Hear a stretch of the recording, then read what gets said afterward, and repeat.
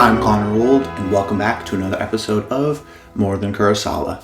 And this week, we're going to be looking at the film Perfect Blue by director Satoshi Kon.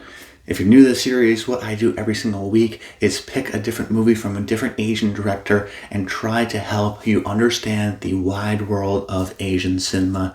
The series is called More Than Kurosawa because for a lot of us, we learn about Akira Kurosawa early on in our film journeys and then not too much Asian cinema past then, even though there's so many great movies from many different great directors. So that's the goal with this series. Talk about a different director every single week, talk about one of their best movies, why I recommend you should check it out, and help us paint a further, more comprehensive understanding of the wide world of Asian cinema. We've already covered a bunch of different directors, a bunch of different genres, and this week I want to cover another style of film, the animated film, the anime. And frankly, it would be untrue and a little bit rude to not include an anime director in this series, which is why I wanted to cover one really early on. Because when we're talking about the history of Asian cinema, for a lot of people, anime is their introduction. It's not necessarily Kurosawa. It's growing up with Dragon Ball Z or Pokemon and then graduating to other kind of anime TV, or maybe you watched Miyazaki as a kid. And this week I wanted to cover an anime director, so you may consider someone like Hayao Miyazaki. Now, he was a little bit too general, I think, for the series. I do like to try to showcase different styles of Asian cinema. I think for a lot of us, Miyazaki is someone that we may know or have heard of. With these videos, ideally, we like to cover people that not everybody knows or has maybe heard by name but hasn't always seen their films. And that's what I want to do here with this video. So essentially how we've been structuring these videos is breaking them down into two parts. The first part discussing the director and their films and why I want to discuss them, so that if you do check out this movie, explain to you why you should check out this movie, yes, but then also some of their other movies and get an understanding of their style and what they've contributed to Asian cinema. That's the first part. Then the second part of the video, we like to look at the film itself, do a discussion of it, why you should check it out, why I think this is a good one to start with this filmmaker. That's not always the case, but I think in this particular episode, if you were to check out any of Kon's movies, I think Perfect Blue is the perfect distillation of so many of his great themes, even though he's only made 4 films and a TV series. So jumping into why I exactly wanted to cover Kon, of course, I want to cover an anime director. That's important. It helps us understand the full breadth of Asian cinema. But in the West, for a lot of us, we think of animation as a genre, even though it's not. We think of it as kids' movies because that's really the only animated movies we get. Sometimes in Europe, they'll have more experimental indie movies that may get nominated at the Oscars, but most of the time we think of Pixar, we think of Disney. But because anime is so popular out east, particularly in some of these Asian countries like Japan, we get action anime movies, or in this case with Satoshi Kon, kind of thrilling or psychological anime movies. And I think Kon was able to do that to add to the wide world of animation and animated cinema and kind of incorporate his own style to it by looking at more adult genres like a thriller, like an action mystery, like a Frank Capra movie. And you may be thinking, okay, well, I think of animated movies as kids' movies because they're always fantastical. They're always, what if birds could talk? What if fish could talk? What if toys could talk? If they're just going to do a traditional standard thriller, why wouldn't they make that live action? I think that's a totally reasonable understanding and question to have. Because Satoshi Kon, I think in premise, does make some of these movies that are able to be also live action, particularly on something like Tokyo Godfathers. That could easily have been a Frank Capra movie in the 30s. And yet, what makes his movie so great is his ability to enhance the stories through animation. Use the medium of animation to make his movies completely different than what the traditional kind of plot description is. So his movies are perfect for animation because of how he utilizes the medium. The first thing he does is all of his movies have a really quick pace. Particularly in the 90s, we didn't have digital film and digital editing that allowed us to have, countless hours of film and lots of flexibility in the editing room. So a lot of live action movies had a certain pace, but not his movies here, particularly with something like Perfect Blue or Paprika, his later films, they have a really fast, intense, rapid pace, even more rapid than the modern day action movies of today. They're, short movies, hour 20 minutes, hour 30 minutes, but they're chock full of information, animation, and style. And I think, because at the time he was making those movies, if you were to make this thriller, let's say like Perfect Blue, in live action, it wouldn't be the same because it would miss out on that pace, that rapid style of editing, that kind of connection between the frames. And even if it was that fast, people wouldn't necessarily be able to visually understand it because it would be going too fast. So because it's animation, it allows him to have a very quick pace, yes, which kind of, I think, adds to the intensity of his movies, but also because animation, it doesn't matter that it's necessarily super fast, we're still able to visually pick up on what's happening because it's a little bit more standard in that medium. Then he also uses the format of animation brilliantly because of his creativity. He has boundless creativity in his movies. There's an element of surreality in a lot of his movies. Tokyo Godfathers, going back to that movie. That could be a Frank Capra kind of 30s movie. But would the magical, fantastical elements of the story work well in the live action setting, or would they feel a little bit contrived? I think they actually kind of fit well within this story. So he's able to take maybe traditional stories like Paprika, which is kind of a heist type movie, but then enter into the world of dreams and have all the fantastical imagination that you can have from there. Even something like Millennium Actress, he's able to manipulate the narrative in such a way that you may not have been able to do in live action without it being completely, confusing. Even still, some of his movies have been criticized for confusing. And his movies very much are weird, but I think it's that boundless creativity which leans into surreality in many of his films, whether it be the kind of fantastical, magical elements of Tokyo Godfathers or the actual kind of insanity of something like Paprika. He's able to insert a lot of that creativity within his stories. So he uses animation to be as creative as possible in terms of his imagination and add almost magical surreality elements to it. The other part is that he has that excellent pacing. And then the content themselves, I think, work well to the animated story and the format because he's so stylized in his animation that his stories also become stylized. So that we can have a traditional story structure, but with the medium of animation, everything's bigger. People cry louder or laugh bigger. There's a wider range of emotion that you wouldn't get out of an actor.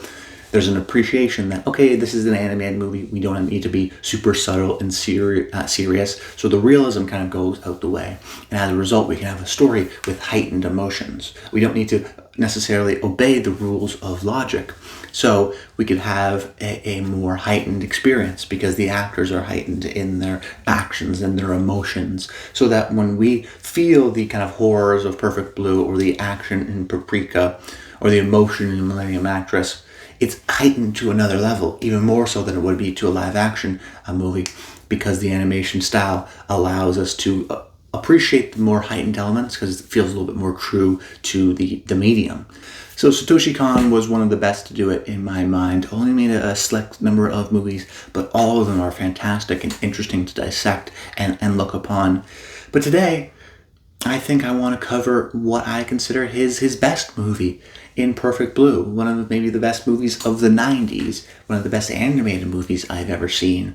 Because, in part, it's so different, but because it's from an expert filmmaker. So transitioning now over into the discussion of that film. The movie Perfect Blue is the movie we're covering today about a pop star who's trying to shed her pop image and become a serious actress. Has the kind of stresses of that, all while she has an experience with a stalker that seemingly knows everything she does and posts about it in an online diary on kind of an early version of the internet. And we get to see kind of her mind slowly fracture and lose a little bit of her psyche with the increasing pressure and demands that she has put upon her. And if you told me that this was a movie in the 90s starring Ashley Judd, that was kind of like a junkie rock thriller about a pop star who has a stalker, I'd probably believe you. And I think on its basis, it is a pretty kind of standard Brian De Palma-esque, almost slasher thriller type of a movie. But what we get is totally different than that. like I mentioned earlier, Kon is able to use the medium of animation to accelerate and add so much to the movie. So I think it's a great conceit. It is a great kind of story that you could make in live action that would be interesting, that I would watch. But what makes it special and what makes it worthy for us to cover on this show is, yes, it's a great conceit, but it's, okay, well, what else is the movie trying to say? What other themes are we trying to incorporate? It's not just a pop star with a stalker.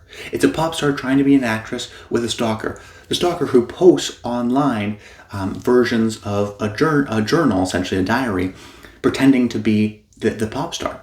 So then it becomes more so a movie about a stalker, more so about a person who has a loss of identity. So much of this movie is about identity, about the strangeness of self. Is she Mima, our main character? Is she the pop star she used to be? Or is she trying to shed that image? Or is she now the new actress that she's trying to position herself as, and her team is trying to position herself as? Is she the actress in terms of the character that she's playing in the new show?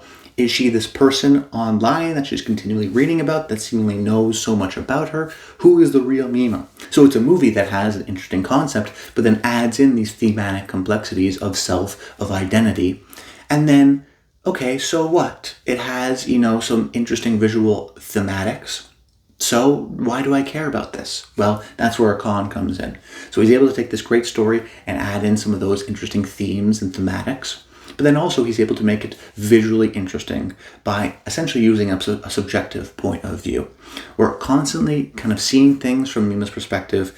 Because we're using the medium of animation, we're allowed things to be a little bit more surreal, so we can see her psyches and her past version in Pop Stars physically manifest herself. So her thoughts become physical, and we're able to see that and understand that. We're so in her head, we don't know what's real and what's not, which I think adds to the thrilling element of it and the mystery of who killed these people, who's stalking me, what's going on, who has the best intentions for me, who am I, because I'm in this kind of pressure of transitionary phases while also dealing with a stalker.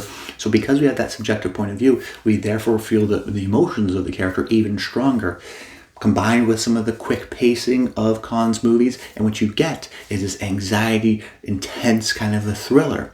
So it's not just an interesting thriller with an interesting concept. Oh, it's also an interesting thriller with all these kind of interesting themes about identity, particularly in the 90s, that's very present today, of identity online versus identity in the person, of now we see movie stars becoming businesses in many ways, where they have tequila brands and they have the movie stars, and that's kind of a whole corporation. This is the similar way where this woman was groomed to be a pop star. Now she's groomed to be an actress. She doesn't know exactly who she is or where her belonging is. A person as, a corporation, I think is a very modern theme. That this movie was made 25 years ago, more than that, and yet still resonant today. So an interesting conceit, interesting idea with all these complex layers of things that it wants to say and has on its mind, combined with the combination of that quick editing and animation to heighten the feelings of our character with that subjective point of view, with that ability to manifest the psyche in reality, with that kind of confusion that I think is intentional, because we are also kind of losing our mind in the same way Mima is, because she never gets a moment to breathe. There's never a quiet scene. It's always one after another. Our senses are being assaulted in the same way she feels that feeling as well. So we understand the pressure, we understand the anxiety, we feel like we're losing our minds just like her. And then we become emotionally invested in the story. So he has a great conceit that also looks great, but we're also emotionally invested into it. That's also kind of this great philosophical, modern day thematic storytelling thriller that's engaging but also thrilling. It also feels true to life because it feels modern, because of the pacing, because of the themes of digital identity. So much is going on here.